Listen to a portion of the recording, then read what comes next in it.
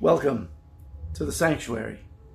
I'm Kyle, and I'm here to tell you, never be afraid to step into the pleasure den of the absurd. I'm holding up this DVD here because I just picked this up at the end of April of this year, 2023. And there's a couple reasons why I wanted to get this. Number one, I have a lot of respect for Robert Plant, as far as, certainly for Zeppelin, but also for trudging ahead on his own in his solo career. And so, even though I have a lot of respect for him, I'm really not that familiar with a lot of his solo work. So I told myself, I went to this movie convention, and, I always say before I go to these things, I'm going to get me a stack of DVDs, and, but this time I didn't, I only got, 3, and, this was one of the 3. And what is it? If you couldn't read it, Robert Plant at the Glastonbury Festival, 2014. And this was what was broadcast on the BBC. So it's pro shot, sounds great, and boy, does it ever sound great. He's got a really good band with him. He's got a drummer, bass player, keyboardist who does the samples. He's got 2 guitar players. And he brings out this, I believe he's from Ghana, I don't know, but I think he mentions it in the video, but this guy brings out this instrument. It's like 1 string with, it looked like the bow was affixed to it. It kind of looked like a gourd with a string going across. And it did kind of look like the bow was affixed to it. I could be wrong. But anyway, he's playing this thing, and it sounds like a flute. It's really cool. And so this was in 2014. Listen to that. In 2014, this was the Sensational Space Shifters was the name of the band that was backing Plant. And the name of the album was Lullaby and the Ceaseless Roar. And, excuse me, California wildfire in my lungs, There's no way for 3 days that stuff wasn't going to seep in the house. But let's get back to Plant.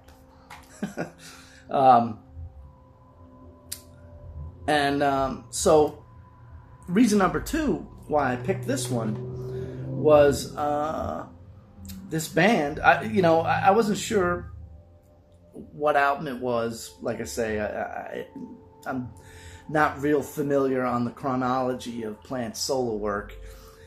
Once it sort of left the 90s, excuse me. But the main reason I bought this one was because he does quite a few Zeppelin numbers on here. And I'll tell you what, this is a really good collection of songs. I hope you can read that. I think he does about 4 Zeppelin songs, and so that alone hooked me. I'm like, you know what? For him to be playing these songs at this point in his career, I mean, you're talking 7 years after the O2 show, and I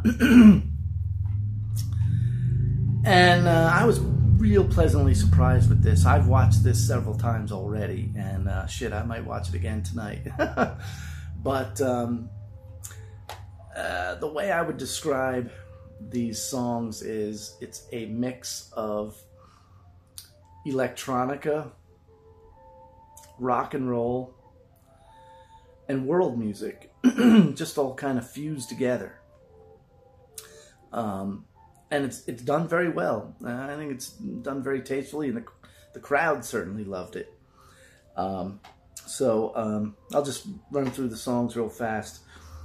He opens up with "Babe, I'm Gonna Leave You," which, if you remember from my Zeppelin videos, I wasn't too keen on this song,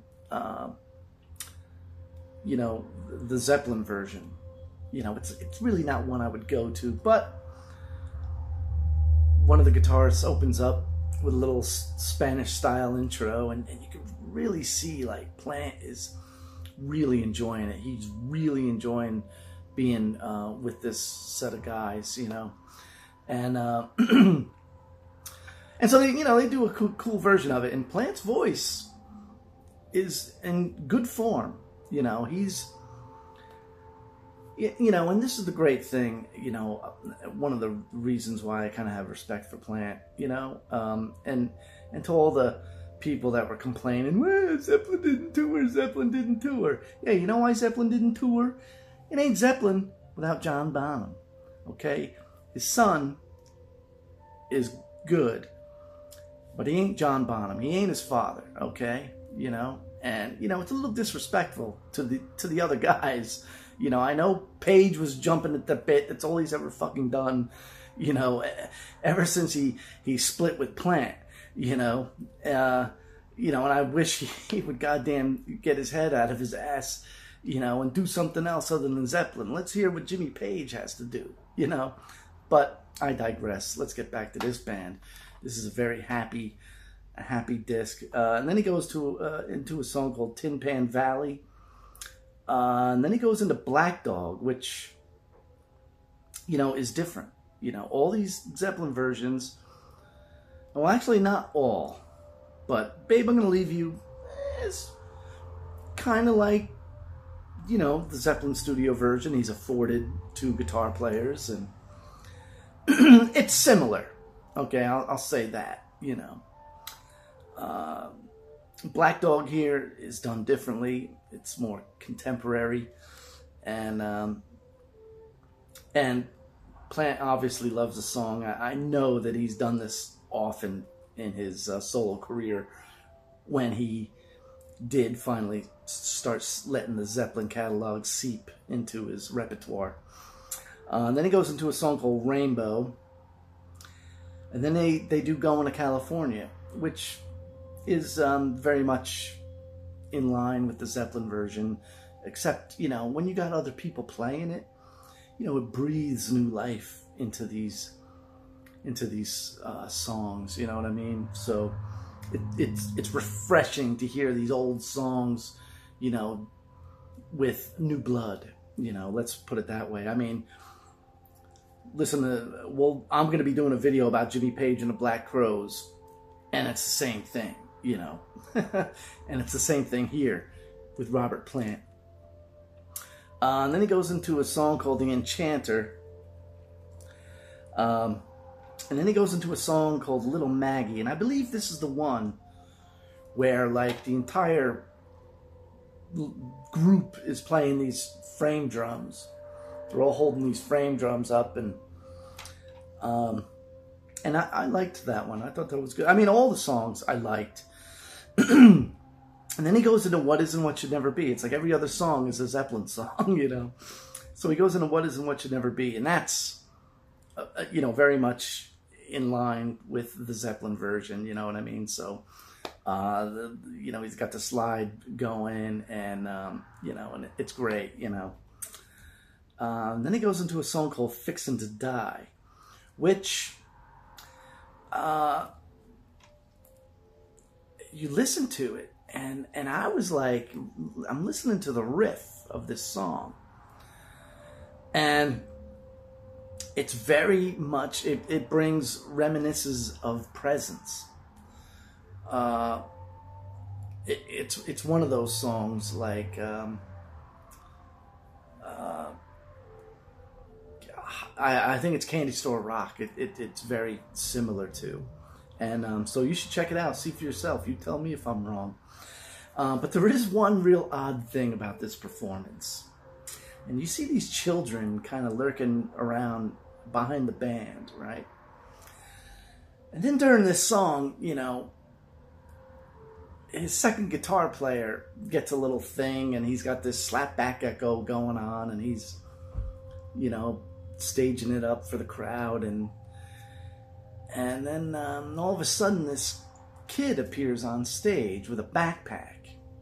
You know, he's looks like Bazooka Joe without the hat, and he starts, you know, contorting on stage and, you know, dancing and herky jerking,